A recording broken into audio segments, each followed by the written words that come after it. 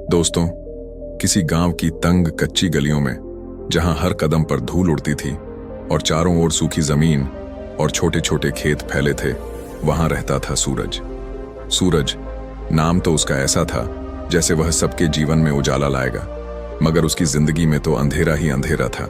सूरज 17 साल का लड़का था जो अपनी विधवा मां और 10 साल की छोटी बहन रानी के साथ एक टूटी फूटी झोपड़ी में रहता था। उनके पास ना कोई जमीन थी, ना कोई बड़ा साधन, बस वही मिट्टी की दीवारें थीं जो बारिश में टपकती थीं। सूरज के पिता की मृत्यु तब हो गई थी जब वह सिर्फ 10 साल का था। पिता गांव में एक छोटे से ढाबे पर काम करते थे, मगर एक सड़क हादसे ने उन्हें हमेशा के लिए छीन लिया। उस दिन के बाद सूरज का बचपन जैसे कहीं खो गया। जहां बच्चे स्कूल जाते, खेलते और सपने देखते, वहीं सूरज अपनी मां के साथ गांव के बाजार में सब्जियां बेचने लगा। मां सुबह तड़के पास के खेतों से सस्ते दामों में सब्जियां खरीदती और सूरज उन्हें सिर पर टोकरी में लादकर बाजार में बेचता।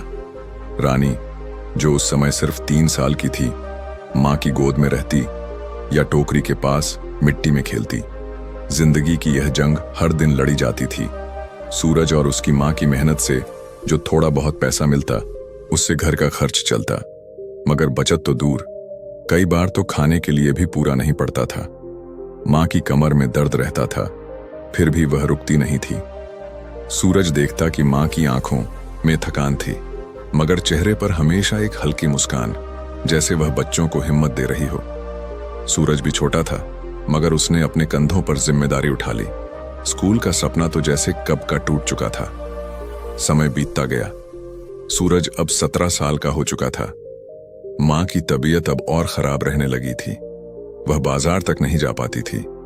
अब सूरज अकेले ही सब्जियां खरीदता, बेचता और घर का सारा काम संभालता। रानी 10 साल की थी और स्कूल जाने की उम्र थी, मगर सूरज के पास इतने पैसे कहां थे कि उसकी पढ़ाई का खर्च उठा सके। वह दिन रात मेहनत करता, मगर हालात सुधरने का नाम नहीं ले रहे थे।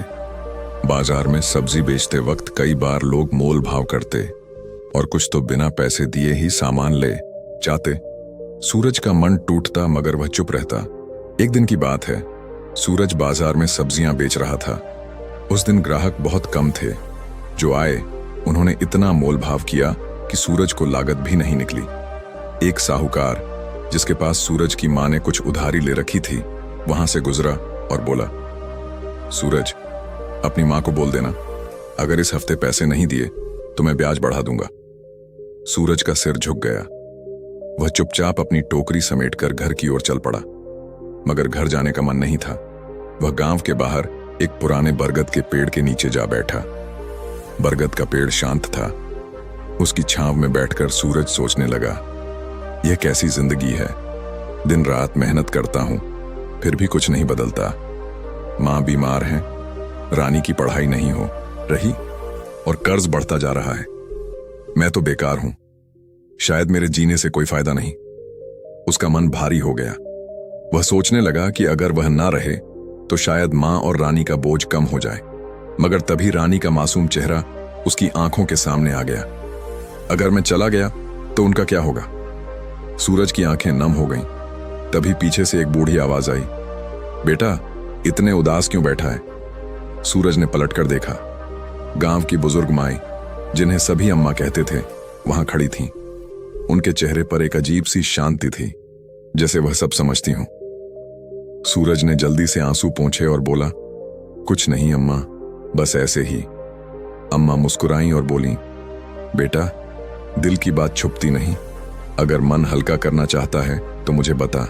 मैं कोई धन तो नहीं दे सकती, मगर कुछ अनुभव की बातें बता सकती हूँ। सूरज का मन भर आया।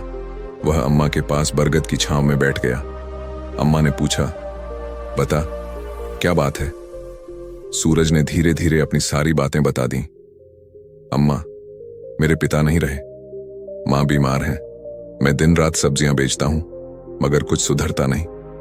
कर्ज बढ़ रहा है, रानी की पढ़ाई का सपना भी टूट रहा है। क्या मेरी किस्मत ही ऐसी है? अम्मा ने गहरी सांस ली और बोली, बेटा, किस्मत तो वह है जो हम अपने हाथों से बनाते हैं। अभी तो तुम्हारी उम्र ही कितनी है, इतनी जल्दी हार मान लोगे? जिंदगी की राहें आसान नहीं होती, मगर जो उन राहों पर चलता है वही मंजिल पाता है। सूरज ने उलझन में पूछा, अम्मा, मगर मैं करूं क्या? मेरे पास तो कुछ नहीं है। अम्मा ने समझाया, बेटा, तुम बाजार में सब्जियां बेचते हो, तुम्हें पता है कि कौन सी सब्जी ताजी है, कौन सी खराब। ग्राहक को कैसे समझाना है यह भी जानते हो। यह तुम्हारा हुनर है, अब इसे और बढ़ाओ। सिर्फ सब्जी बेचने तक मत रहो, कुछ नया सीखो, कुछ ऐसा जो तुम्हें और तुम्हारे परिवार को बेहतर जिंदगी दे। सूरज को अम्मा की बातें सुनकर थोड़ा हौसला मिला, मगर वह अभी भी असमंजस में था।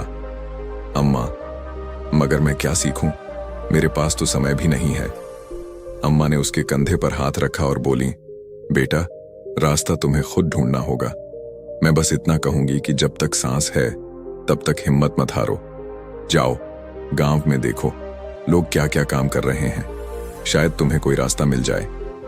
इतना कहकर अम्मा धीरे धीरे चली गईं। सूरज वहीं बैठा रहा। उसके मन में अम्मा की बातें गूंज रही थीं। क्या मैं सच में कुछ बदल सकता हूं? वह देर तक सोचता रहा। रात हो गई थी। सूरज धीरे धीरे घर लौटा।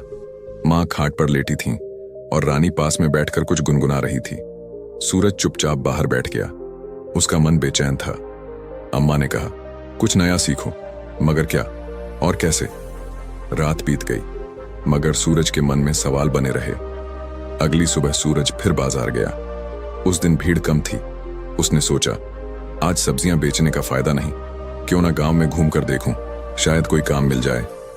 वह टोकरी रखकर गांव की गलियों में निकल पड़ा। सबसे पहले वह उस जगह पहुंचा जहां गांव का मिस्त्री रामू काम कर रहा था। रामू लकड़ी से कुर्सियां और मेज बना रहा था। सूरज कुछ देर खड़ा रहा। रामू की उंगलियां लकड़ी पर जादू कर रही थीं, मगर सूरज ने सोचा, यह काम सीखने में सालों लग जाएंगे, मेरे पास इतना वक्त कहां है। वह वहां से आगे बढ़ गया। थोड़ी दूर पर गांव का दर्जी मास्टर जी अपनी सिलाई मशीन पर काम कर रहे थे। लोग उनके पास कपड़े सिलवाने आते। सूरज ने सोचा, यह काम तो अच्छा है, मगर सिलाई मशीन खरीदने के लिए पैसे कहां से लाऊं? उसने वहां भी रुकना ठीक नहीं समझा। आखिरकार वह गांव के चौराहे पर पहुंचा, जहां एक छोटा सा ढाबा था। ढाबा मंगल चाचा का था। वहां लोग चाय पीते, पराठे खाते और गपशप करते। सूरज ढाबे के बाहर खड़ा हो गया। मंगल चाचा तेजी से काम कर रहे थे। कभी चाय बनाते, कभी पराठे तवे पर डालते। सूरज ने सोचा, यह काम तो मैं भी सीख सकता हूं। खाना बनाना तो मुझे थोड़ा बहुत आता ही है।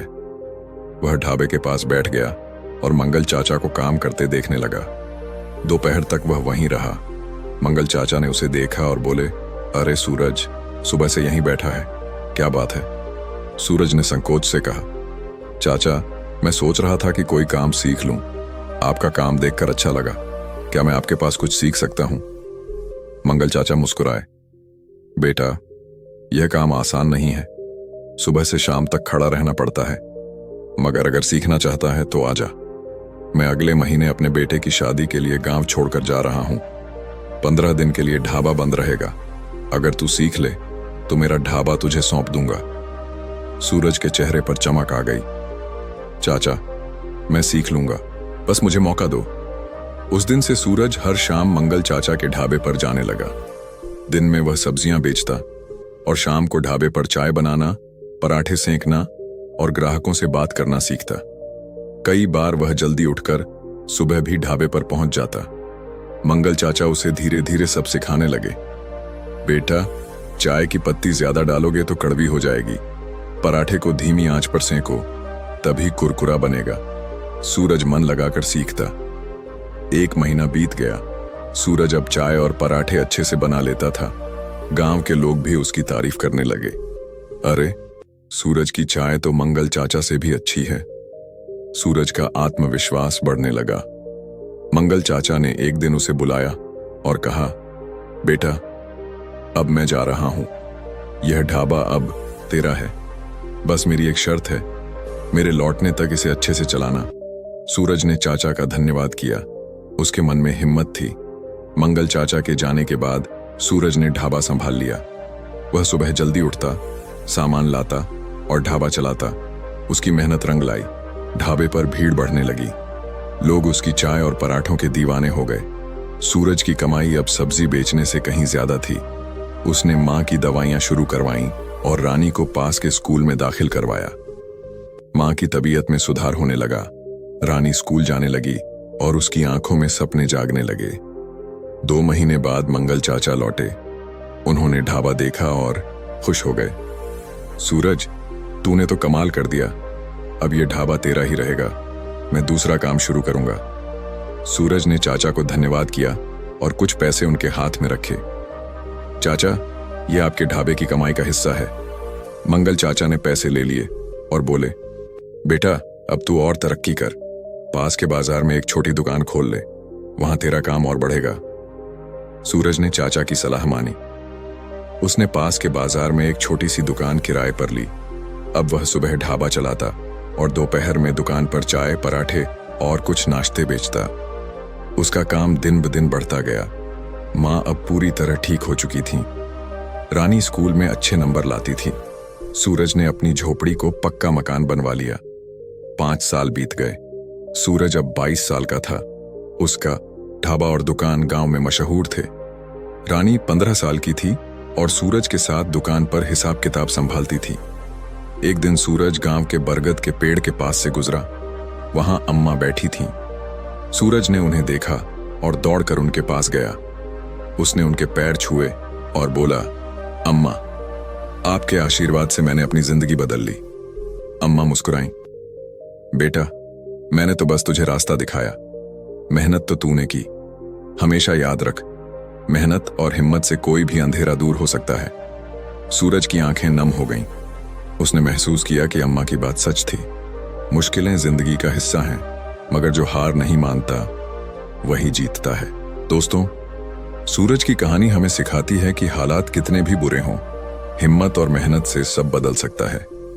अगर एक रास्ता बंद हो जाए तो दूसरा रास्ता ढूंढो। बस रुकना मत।